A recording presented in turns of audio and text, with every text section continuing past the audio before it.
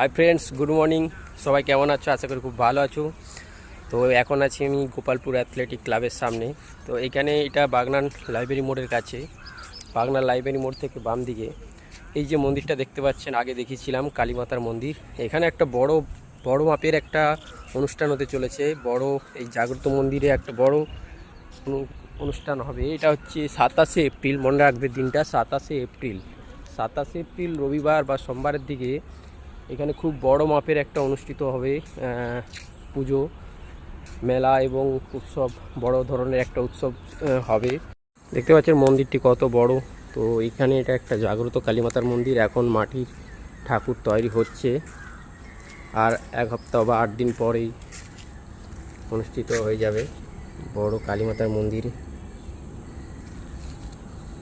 তো যারা যারা ভিডিওটি দেখছো সবাইকে বলে রাখলাম, চলে আসবে সবাইকে ফ্যামিলিকে নিয়ে এখানে পুজো দেখতে চলে আসবে।